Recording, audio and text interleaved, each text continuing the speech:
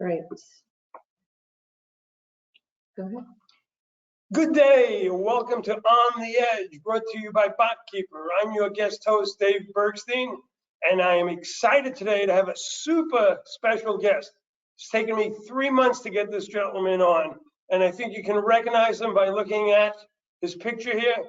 This is Enrico Palmerino, the co-founder and president of Botkeeper. It's been a long time getting him here. I want to put him on the edge. I want to put him under pressure. I actually met him, I guess this is 24, I met him 8 years ago. He was just starting out as a guy with a carpet bag in a hotel in California in front of a QBO conference doing renegade marketing.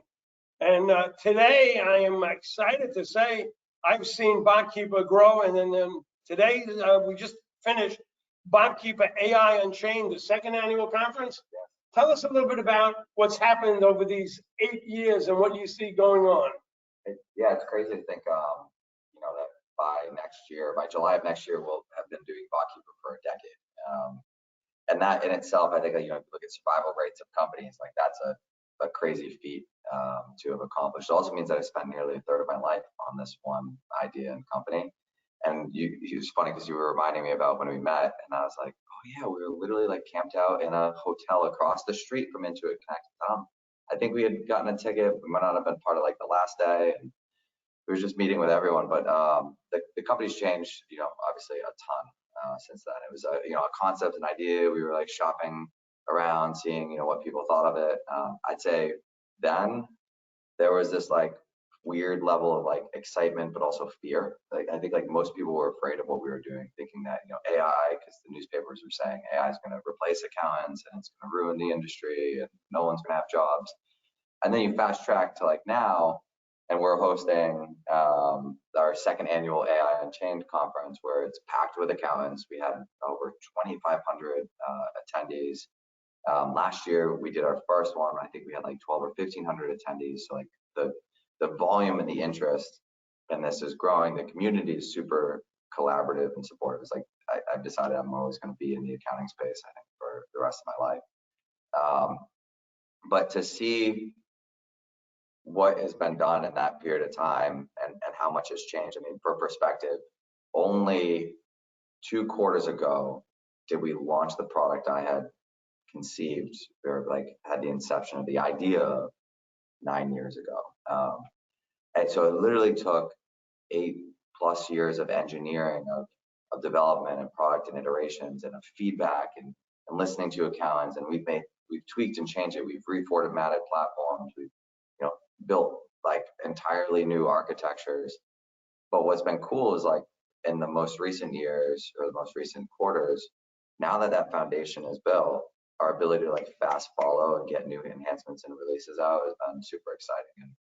And it's thanks to people like you. I mean, when we were starting, I think like in a lot of industries and stuff, like no one pays any attention or wants to help, new companies that are emerging. They see them as a threat.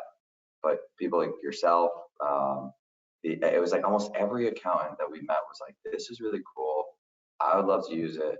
I'll show you how. And then there's like thought leaders in the industry. They're here at our conference, like supportive. It's been, we wouldn't be where we are today, and none of this would be possible if it wasn't for people like yourself, who just were like, I want to help that kid out, or like, we do want to help that kid out. But when we really look at it, 8 years ago when he started, I remember, we're going to have human intervention doing AI. People were a little afraid of it. And people looked at it 8 years ago. And it's completely different today, because I like the saying, correct me if I'm wrong, today you can go from transaction to general ledger, totally automated. Yeah. You got to set it up. But that's really the key. And some of the things I'm going to ask you to talk about, what we saw here in the last couple of days, some of your new announcements, I think are going to change and revolutionize advisory services. I know there are a lot of influences here.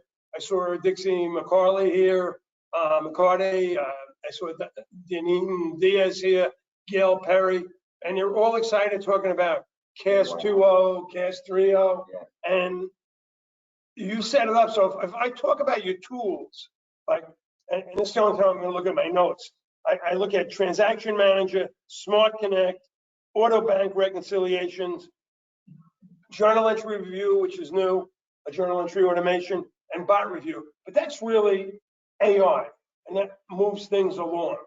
Yeah, I'd say like the daunting part of this was the biggest issue we saw in the market, having had a CAS practice, was that there's just so many apps and you're interfacing and system switching, and it was imperfect then, but manageable. In a world of AI, with all of these apps having embedded AI, the data integration and syncing and perfect unification is ever more like a necessity.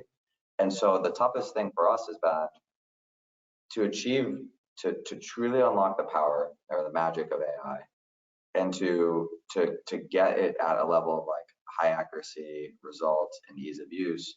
We needed to become a suite. Like there are whole companies that do one of these features, and we had to, one up or better what they were doing, in addition to doing 8 or 9 other features and functionality, and have it in that individual suite. But that's what's allowed us to do like some of the stuff we were talking about today at the conference, totally change the way accounting's done. So to your point, like take auto bank recs. Like normally there's a month-end close process that you do the day-to-day, and then at the month-end there's like a review process, and then you're doing the reconciliations.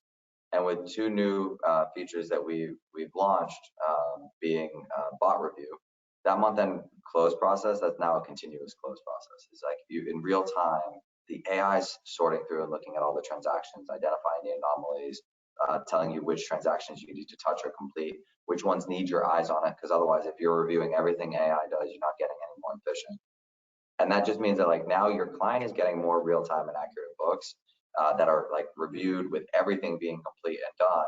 And the month-end close process that used to be a surge of work is now flattened and ironed out, which makes it easier to hire staff, train, and manage, which means margins you can maintain a lot easier. And then the second piece that, one of the other features that we announced today was auto bank recs. So like, which is just like a mind-boggling thing. There's bank rec tools or features and GLs, but they don't automate anything for you. They automate very simple math to be like, the numbers don't add up, and that's it. And then it's up to you to actually do the reconciliation. With us, when you connect a bank or a financial institution to a smart connect, as soon as that statement is available in the bank, we instantly fetch it down. We OCR and pull and scan all the information line item detail on that statement. And then we reconcile that with every single transaction in your books, and then instantly like mark it, reconcile it complete, and that's done for you. You don't have to do a reconciliation again, which also just changes like this whole concept of like period closes. Like you could effectively have an instantaneous close. There's other obviously like journal entries and work that needs to be done, but with automated journal entries that we launched with the debt schedules, now that's one more piece that's gone. Like eventually we're going to be able to be in a world where like no one's, I think like 3 years from now, or maybe 5, but I'm sure it'll be quicker. Of course, things work quicker once you start, but you never can tell. But we'll be like, today's accountants will be having conversations with like new emerging accountants out of school, referencing this like a 15-month close or 15-day close or like a 20-day close or a 5-day close. And the people they're talking to are going to be like, what are you talking about? A 5, 10, 15-day close? The books are just always closed, like, or like not truly always closed, but like there's this instantaneous close and there's no month-end process. And it was cool because you just said it. We've set out to revolutionize accounting. That was like our big lofty vision. And to hear people at this conference be like, this is fundamentally changing how the industry does accounting. It was like the first time that it set in, because our head is down, right? Like we're just focused on build, and it's a little iterative improvements. And when it's iterative improvements, we're making these changes all the time. You're not like looking up to see like how they add up and like the bigger part, but then to hear people, today be like, you're changing the way the industry does accounting. It was like, oh my God, like we're actually living our vision. And it's just the beginning. Like there were like some, the thing I think people were super excited about today which is funny because like there's all this automation that we're doing with Firm Insights, which we announced. And so what Firm Insights does is we're like, well, once again, the only way this is possible is you got to have this unified suite with all the features and functions in one place, so the AI can have all the data, all accurate and organized, and all the context to what is going on. And why that matters is because with Firm Insights, you can ask our AI anything, like, and I said to the crowd, I was like, anything you'd want to know about your firm, such as who's my top performer, who can take on more clients, like are tasks being completed faster than they were before, or starting to fall behind, are closes happening, like what clients still need work, how's accuracy on books. And I said, but like those are pretty much like very simple requests. You can also ask it very open-ended things like, how do I make my firm more efficient? What is my current usage and optimization of Botkeeper, and how could it be better? Like we're being like totally naked to you, telling you that like, hey, you're only like utilizing like 10% of Botkeeper. And someone in another talk today mentioned how it was funny. Most companies like gym membership models where they sell it to you and they hope that you never actually show. We're actually telling you that like you're not using this much, but here's how you could. And so the answer to that question is a real scenario. Is it will literally come back to you with things like, hey, I've identified 12 of your clients and 48 financial institutions, which I've then gone ahead and verified are connectable in Smart Connect, and will save you 6 hours a month or more going forward. And just like think about like how powerful that AI is. Like it didn't just serve you up a bunch of data for you to like analyze and figure out. It went ahead, it like knew the question you were getting at, found the answer, and then went the next step of like confirming that these things are connectable, and then estimating like what the time saving was going to be, and like gave it to you on a silver platter. And this is going to be the things that like everyone has been preaching accountants need to do: advisory. But let me put you on the edge. Let me interject here. You're talking about the AI. What is the engine behind this? Is that your partnership with Google running the AI underneath? I know you announced a partnership last year. Is this a continuation of that? So people don't think it's like, I'm just smacking it on today. Yeah, so great question. We've been building our own AI and true own intellectual property since 2015. So Google's an investor in Botkeeper. We did a partnership with them because most of our AI is old school AI.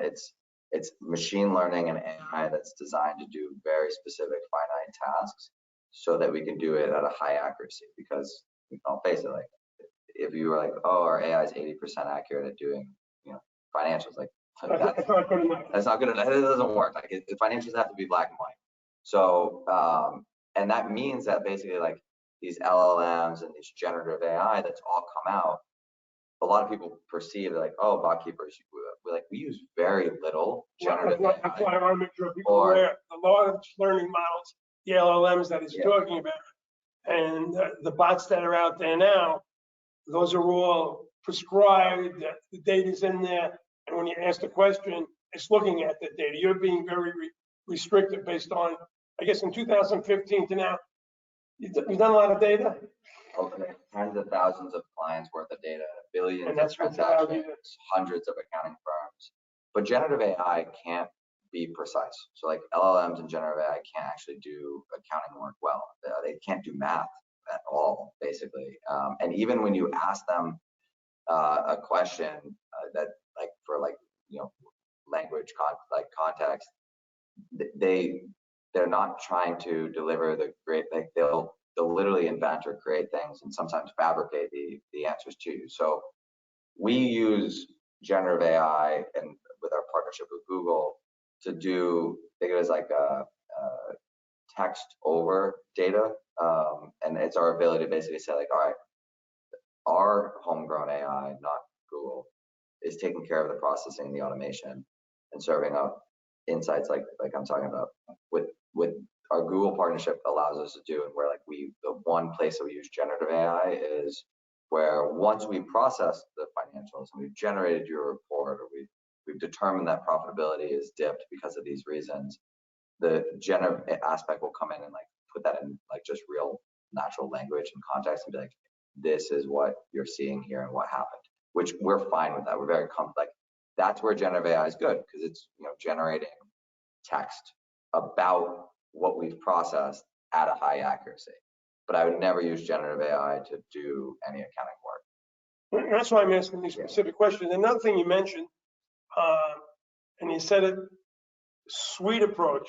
I think you just announced that. So he mentioned suite. You're changing from let me build a disparate stack and connect them to build a suite. So I want to let you elaborate on that, but I think that's great because I've been following Microsoft and everything they've built end to end within SharePoint is connected so that you don't have to go and do 20,000 different things. I think that's what you're saying. So is this brand new, the suite approach? No, it's actually, so it's funny, like we started the suite approach because I hated personally having a system switch into a bunch of apps. And when they're like you have disparate siloed data sets, getting it to reconcile like this, like frankly, like every accountant's job is reconciling numbers.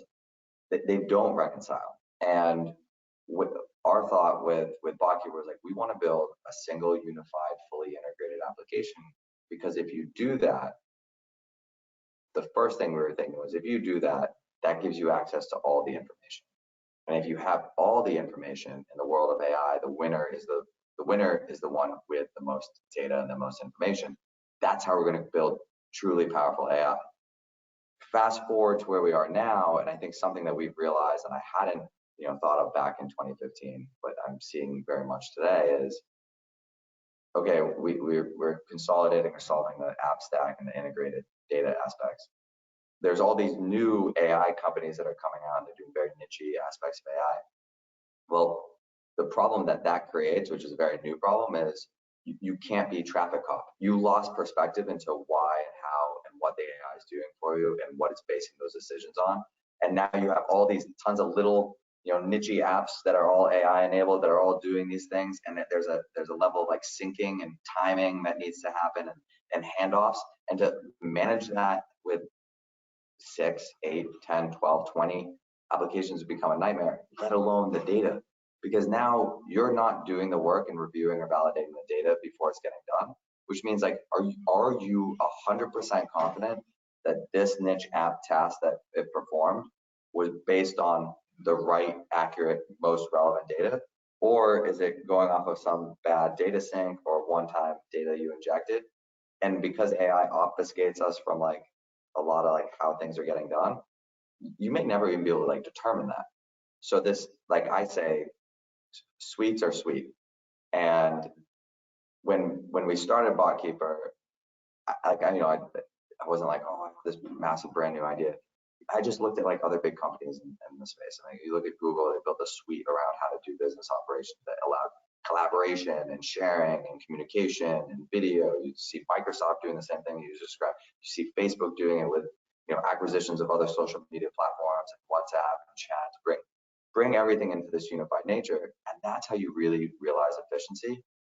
But in an AI world, that's how you really bring in all the data and all the context to make AI magnificent, like truly powerful, where it's doing things for you with a single prompt from start to finish versus doing a little thing that you have to like stitch together or try to make work. And then in an ideal world, you don't even have to prompt it.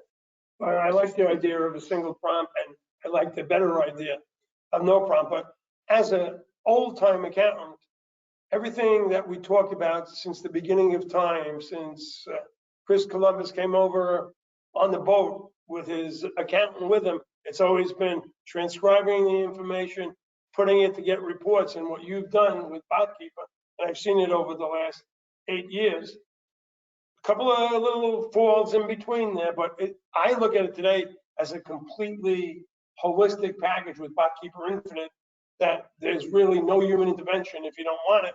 But the key is in taking the time. I talked to a number of people here at the conference, 12 clients, 20 clients, 30 clients. They put on and said, I fought through it, but it's saving me a tremendous amount of time. And I think that's that's your dream. And that's my dream. I'm all about advisory services and helping the clients and getting the information in some kind of dashboard, KPI, or pie chart format, because financial statements they put in the drawer. Yeah. So, or like we had Cal Penn here, and he literally said like, my CPA can send me all the financial reports he wants, but I need to meet with him every month so he can tell me what it means. Like he can distill it from me, because I'm not an accountant. And while it seems like secondhand in nature for you to like look at that and know what it means and tell me where to go, like I just look at a sea of numbers that I'm confused by. And like for Infinite and like the impact, like obviously you're trying to drive efficiency. Obviously, we'd like firms to be more profitable and grow as a result of it and do more. But I'll tell you the best compliment I got, I'll never forget this, was I had a woman come over to me and she's like, "You, Enrico, you're the founder of Botkeeper. I just wanted to meet you." And I was like, "Oh, awesome. It's so nice to meet you too. Do you use Botkeeper?" And she's like, "No." And I looked at her and I was like confused. She's like, "My husband does." And I said, "Oh." And she said, "Every day since my husband started using Botkeeper, he's never missed dinner with me. He used to miss dinner all the time because he'd be busy working, and Botkeeper's automated enough that he can always make dinner. So my ask to you, I'm sure you're busy, I'd like to cook dinner for you, and I'd love for you to come over to my place and do it." I was like, "I should be buying you dinner." She's like, "I'm cooking you dinner." That was like, and that's when I was like, oh my God, there's this impact that's transposing or going beyond financial, monetary, efficient process to like impacting like humans' basic needs of like social and time with your family and like all these other. I was like, oh, that's so cool. well, the key is really having the time back.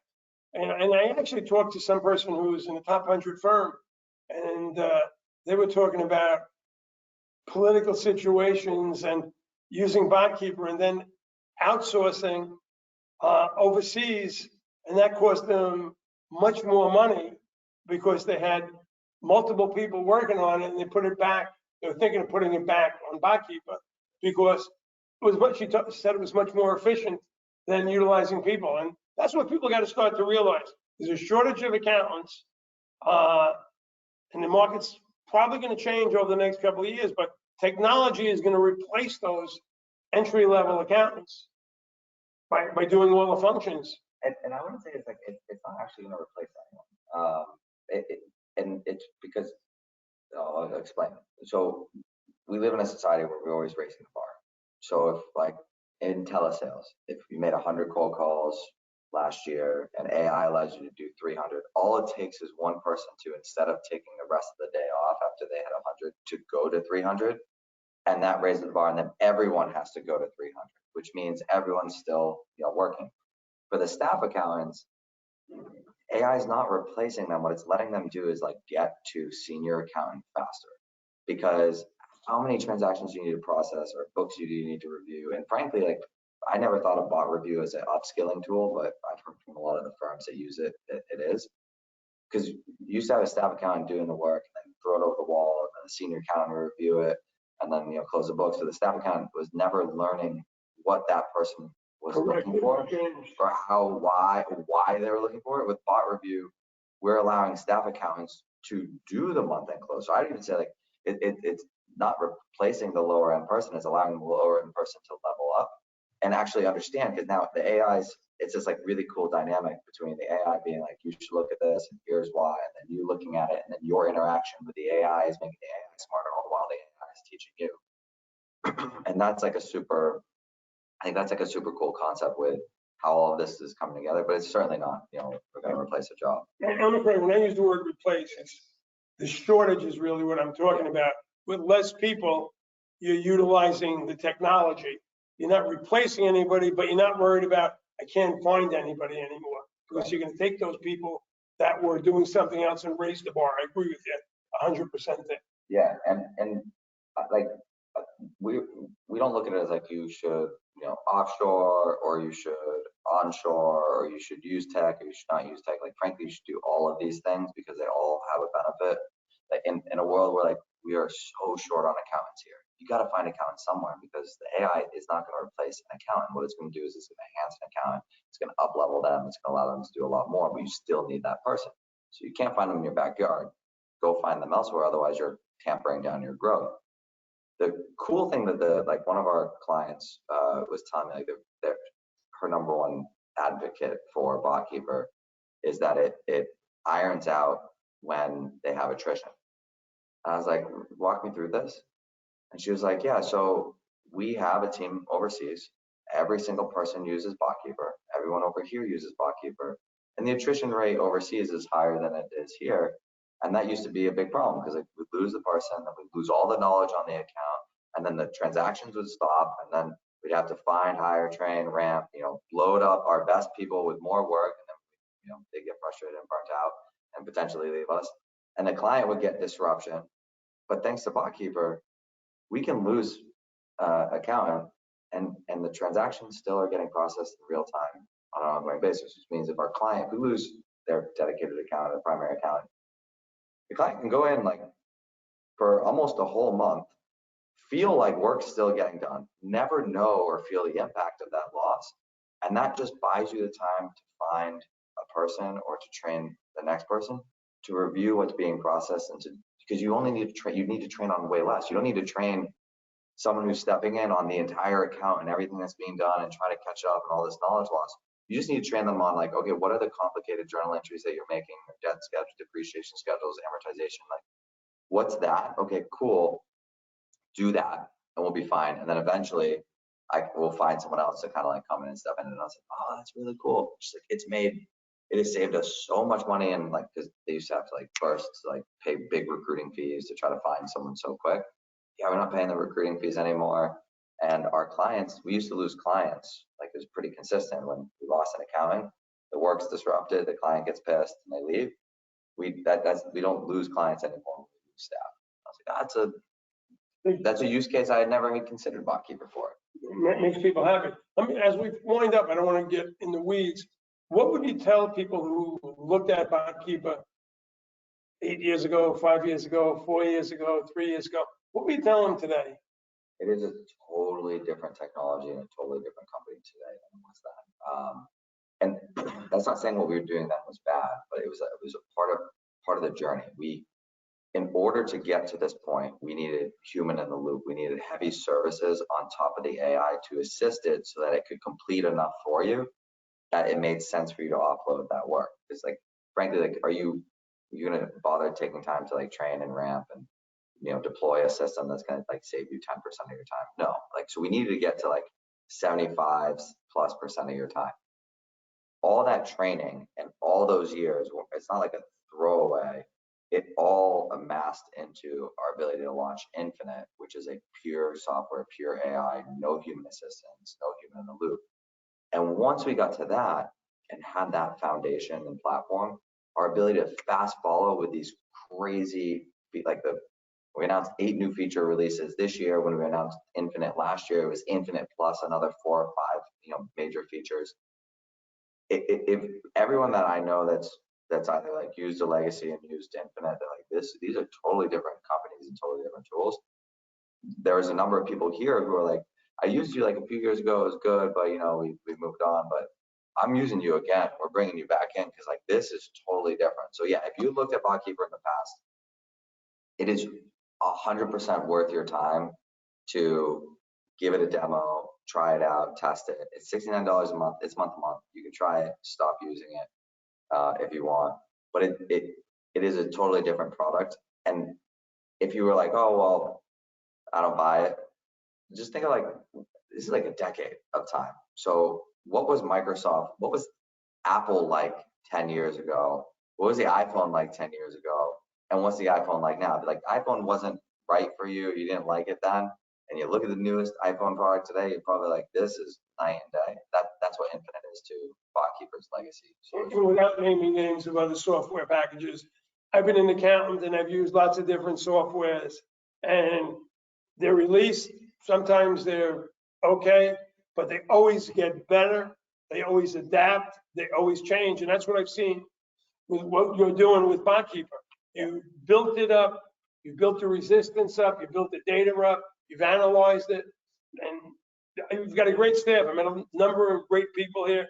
They take the time to explain what's going on. I actually sat through a session on cybersecurity, and how they protect your data, which was pretty intense for those guys there. Yeah, So that's been like we've, in the early days, my biggest fear with Botkeeper was, if you think about it, we're accessing an insane amount of data. Like, we're going to have a target on our back, so it's really important that we have like the next level, craziest level of security, which is why even in our earliest days, we got big firms to sign up, because when they ran us through their security gauntlets, they were like, oh shit, you guys are way more secure than even we are. Like, how are you doing that as a tiny company? Well, we hired the best people in IT security to like come in and build that. What I will say is like there's one really good benefit to what we do versus being a bank. We don't have access to money or ability to move it. So while we have a bunch of data, how someone could hack it or use it, or like what would be the value, it's not anywhere near the target that like financial institutions have, and we don't have that access. So we beefed it up and we've like walled everything off, made sure that it was like super secure. But even if we get hacked, because people ask like, what happens if you get hacked? I'm like, what's someone gonna do knowing like financials of a random business? And like, even what would they actually get? Like, are they gonna see everything, or are they just gonna see like a little bit? So obviously we don't want to ever have that happen, but yeah, we definitely invest heavily in security for sure. I appreciate you coming on. It's been a long time to get you. I think everyone should relook at it, and I'm not getting paid to say that, by the way. I just think that's the way it should go. I mean, if you go back a decade, into it was desktop, and even then, like the first like a few years after that, they had QBO, and that wasn't great. And if you like look at QBO today, and you compare it to QBO 8 years ago, and you compare that to the only solution that Intuit had, which was desktop 10 years ago, I mean, that's the difference between like Botkeeper, if you used us 2, 3, 5 years ago versus using and trying it now. Yeah, so I appreciate you coming on. I'll ask you one last question. What are you going to do to improve your pickleball game? Clearly play you more. Okay, well, thank you for being on. It's your show. I appreciate letting me co-host it here. And I think everyone should take a look at it, Botkeeper again, if you haven't looked at it in a long time. Thank you for coming on. Appreciate it.